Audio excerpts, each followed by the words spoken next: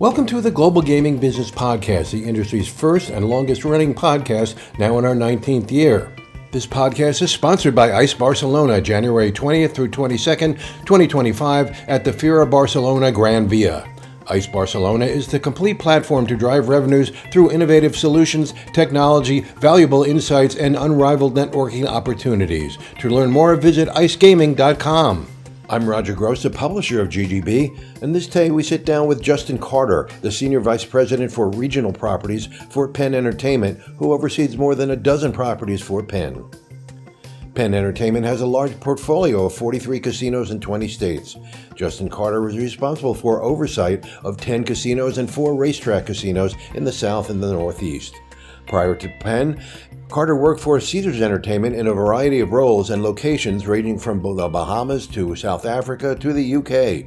He also serves as the chairman of Penn's Diversity Council, which leads the company's Diversity, Equity, and Inclusion program. Carter explains how Penn depends on the GMs and their local properties to run their businesses and how Penn's corporate culture has developed. He spoke with me at G2E in October. Justin, it's good to see you.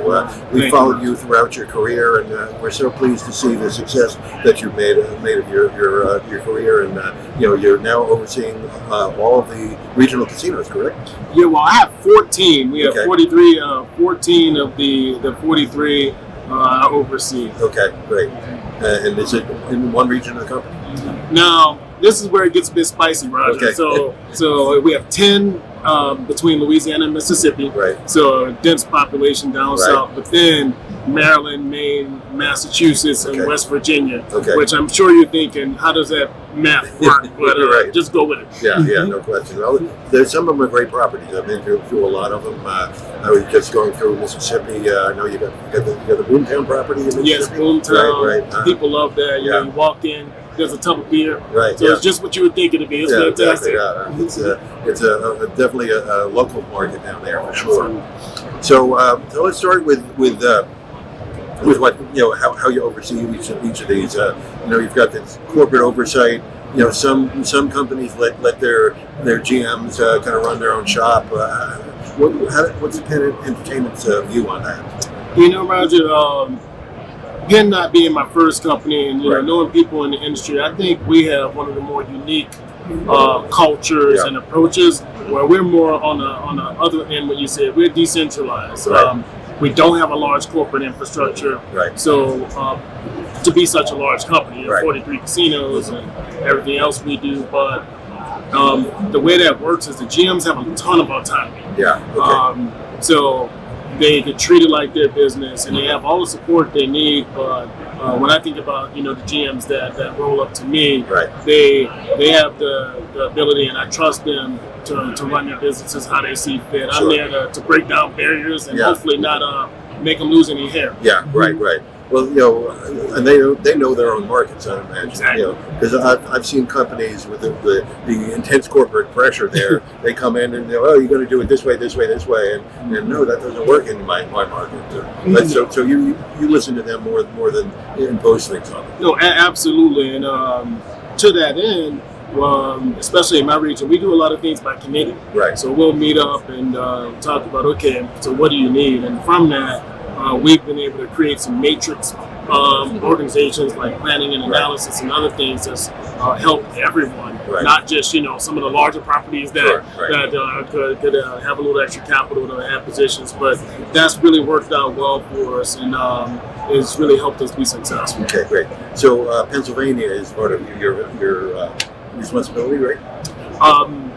My office is in Pennsylvania, but I don't oversee that part. I skip around it and get Maryland and Massachusetts. Right. I was wondering how those mini casinos were doing there. They're doing well. York and Morgantown, they're doing really well, and the leaders there. And once again, we do almost a matrix where we have a large property at Penn National Race Course and oversight of the smaller. We have general managers there, and it's a unique offering, and they're doing well. Okay. And Maine recently got in there. How long has that been open? 2 or 3 years? Goodness, Bangor has been around, and I don't want to misquote it because somebody kicked me. Right.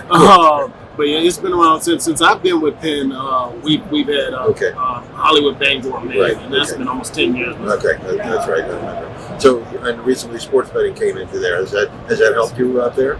It has. And, when I think about sports betting, and it was everybody thought it'd be a panacea. Right. Yeah. Back when basketball was killed, everybody thought that people would just flood the casinos, and it's a low margin business. Yeah. So it's helped us in that it's been able to attract the customer who may not have sought out the casino as their primary entertainment destination. And we've been able to capture them through the offerings, and they'll buy a burger, they'll have some beer while they're there, and that's where it comes into creating experiences to make sure that it's worth their time. Right, exactly. So your loyalty club, I'm blanking on the name. Penn Play. Penn Play. It's changed the name a few times, so fair enough. Not my choice at one point, I think it was. It was my choice. Yeah, Penn Play, but that goes over to the online gaming side too. So it sure does, and that's what we try to leverage.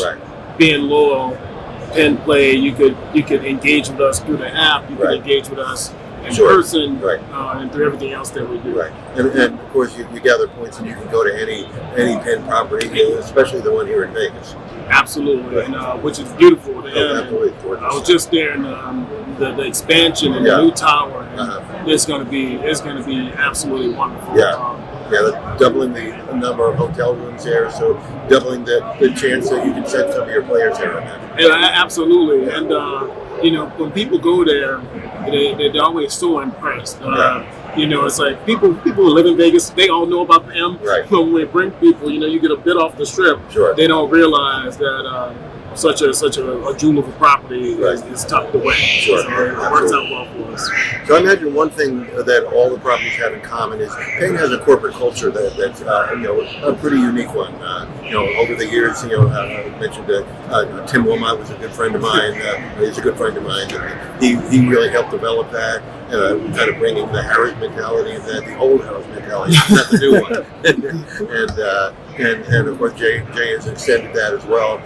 So how do you use that to encourage your employees in the properties that you have oversight on? I'm having worked for the old Harris back in the day, and transitioned to Caesars for years. I remember the transition to Penn. And when thinking about, going to a new organization, like you said, the culture, that's what got me. It was Tim had set it up. And, speaking to Jay and his vision, which, 10 years later it's played out. But it was, we want people to have a meritocracy. Where if you work hard, you can reap the spoils of it. There's no... hey, I know Roger, therefore, I get a promotion. That doesn't work. And so the thought of a meritocracy, and also working with people you like, and no egos. That's really our culture. You can feel it, you can see it. I don't think many people own three-piece suits anymore in our company. And if we have to go somewhere with one, you'll see a lot of scrambling to get one. It's just not who we are. It's an extremely face value company, and we try to be authentic and genuine, and I appreciate that. I like that. I'm 10 years later. I'm still there because of that. Absolutely. And I know you got a great benefits program for your employees as well. We have and Natasha. Shout out to Natasha, who's most people call her the benefits lady, but she's our head of benefits, and she does an amazing job making sure that team members have everything they need, and especially I think about the introduction of things like mental health. It's such a huge topic now. We used to not talk about it, but now it's okay to not be okay. And assistance with those things have been amazing, and I'm glad we had it. I know days I could have taken mental health days. I agree. That wasn't a thing, but now it is. No, you don't talk about it. But so I couldn't be more proud of the way that's helping people. So the avenues is great. Great. So let's talk about your other hat. You're on the diversity. You had the diversity committee at Penn. Diversity's taken kind of a hit recently. Yes. What is Penn's approach to that? Roger, I've been, I feel like my granddad, if I had a nickel but the amount of times I've been approached by people saying, "Hey, what are you going to do?" Right. You know, Yeah. if the kitchen is hot. Right, You know, yeah. what are you going to do? You know, how are you guys going to shift? Should you do that? And my approach and Penn's approach and Jay's approach is, you know, if it's part of your culture, Yeah. what is there to change? Yeah, Is it right. a part of your culture or not? Sure, right. And I think what you saw was a lot of people right on the heels of George Floyd. It probably wasn't part of their culture, Right, yeah. and so they started creating these facades and these things and programs that, you know, it wasn't part of the culture. It wasn't baked in. So those things are easy to get rid of. Yeah, right. But we did it in such a way, and our approach was unique in that it was authentic. So we support the communities we work, play, Yeah. operate in. We support HBCUs. Like I think about Louisiana as a great example. We support Southern University with a STEM scholarship program. But guess what? We also do a lot with LSU. Yeah. And right. guess Yeah. what? They're both 15 minutes away from one of our major casinos. Sure. So our team members have gone to those schools, and so I think when you're authentic and genuine in that way, there's nothing to take away. Right. And you can extend that to all the things we do. And I think that our partner schools, and they appreciate that, because you're not going to get a check without me showing up. Sure. Right. Yeah, exactly. You know, and engaging us in different ways, and that's that's our culture. You Right. know, Okay. that's why we don't have a lot of things we put in place, have departments and all these other Sure. things. Right. We created a council, and that really drives, you know, what we do. And we speak to people. We do these things called days of listening, where we go throughout the entire company and just ask team members from the cleaners to the VPs, you know, what's important to you, Right. anything on your mind, Right. and we boil all that information down, and that becomes our platform. So, Yeah, and I know just from my knowledge of Penn employees, Penn executives, whenever they walk through the casino or the hotel, they're always picking things up off the floor. They're always saying hello to the customers, and it's always a very positive way they approach their team members.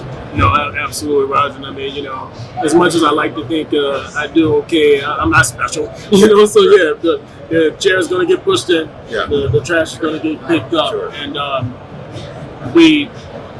that extends to the general managers of our businesses, you know, everyone, because, you know, we want you to actually like pulling in the driveway to go to work. Right, you know, exactly, we don't right. want you to be thinking about what time you leave, and the minute you pull up. Right, exactly. Well, Justin, thanks for coming by. It's really great to see you. As I said, we followed your career for a long time, and we know you're not finished yet. You've got other Thank you, places to go, and you deserve it. You really become one of the stars in the industry, and we really want to stay in touch. No, thank you, Roger. And I can't thank you enough, you know, personally and professionally. I think about all the years, even before, you know, I had fancy titles and stuff. You've also always been such an amazing and gracious and welcoming figure in this industry. Like I said, I can't thank you enough for who you are and what you mean to game. And we appreciate what you're doing. You're on our advisory board for Emerging Leaders 40 Under 40.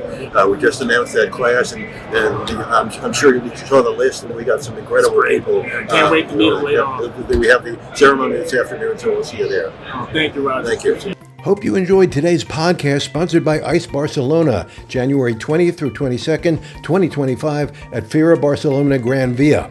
ICE Barcelona is the complete platform to drive revenues through innovative solutions, technology, valuable insights, and unrivaled networking opportunities. To learn more, visit icegaming.com.